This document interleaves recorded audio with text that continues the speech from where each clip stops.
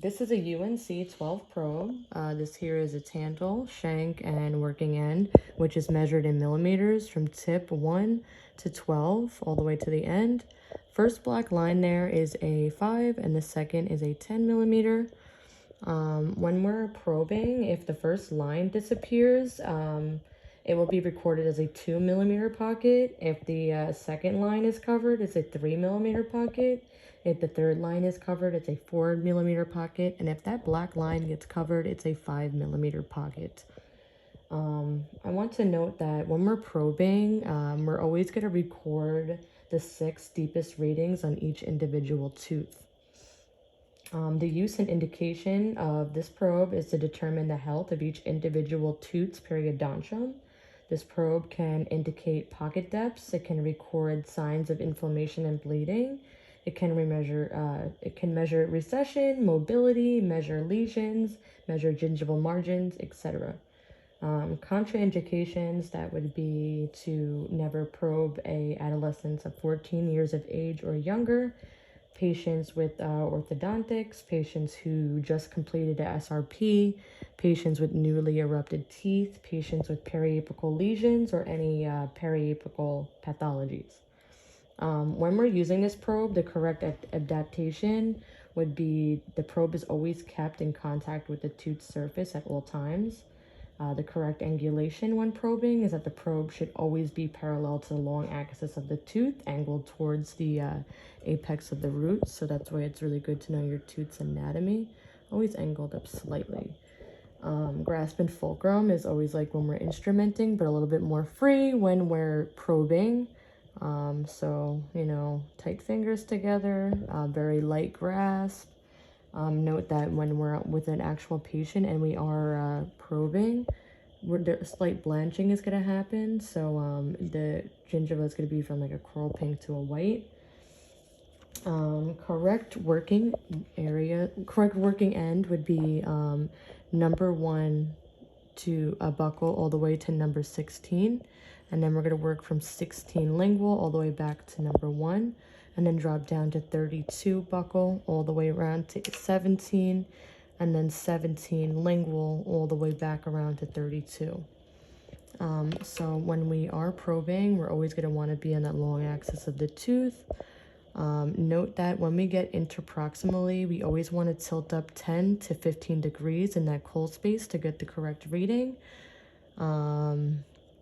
Also, we're going to be working like distal line. It's going to be like this. So you'll be like, you know, you can fulcrum if you like, and we're going to do distal line angle, and then probe interproximally, tilt up in the cold space. So that's like a 3 because I still see the 4th line. And then we'll walk back, keeping the probe parallel. And that would be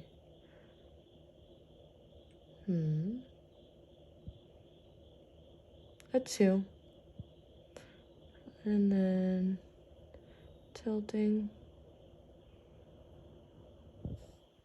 4, because that 4th line is missing. All right, so we're just gonna do a little example. So like I said, we would always work around and then go back from the palette of 16 back to 1, drop down to 32, and then work our way buccally all the way around, lingual of 16 back to 32. Okay, so let's just do an example. I'm going to start at tooth 1. I'm going to distal line angle, probe. It's a 3 because I still see the 4th line. This here would be a 3. I still see the 4th line. Always remember that tooth root anatomy, 3. Okay, I'm gonna move on, distal line angle, and we're going to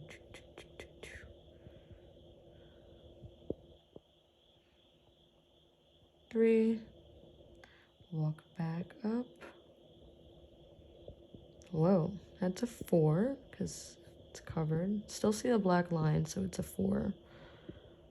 Alright, and then we're just gonna walk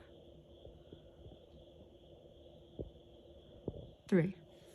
Okay, and then I'm gonna show an example of the palette. So say we're walking back, I would do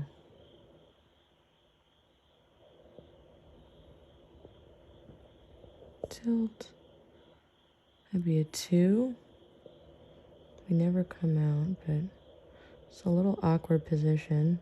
It's very hard with the type it on.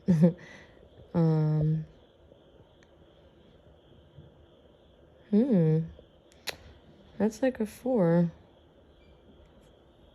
Yeah, that was a 4. And 3. Okay, and then I'm just gonna show an anterior too as well. We'll just do it like this so it's easier. Okay, so distal line angle.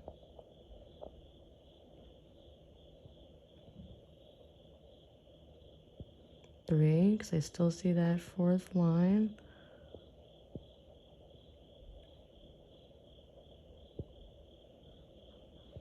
2, tilt up, 4. So that gum is a little inflamed. Then when we are working back in the palette, since I don't have much time, I can't do every single tooth, but we would record here, 2,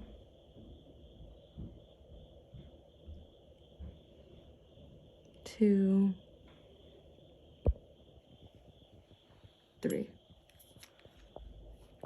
Okay, that was my probing video.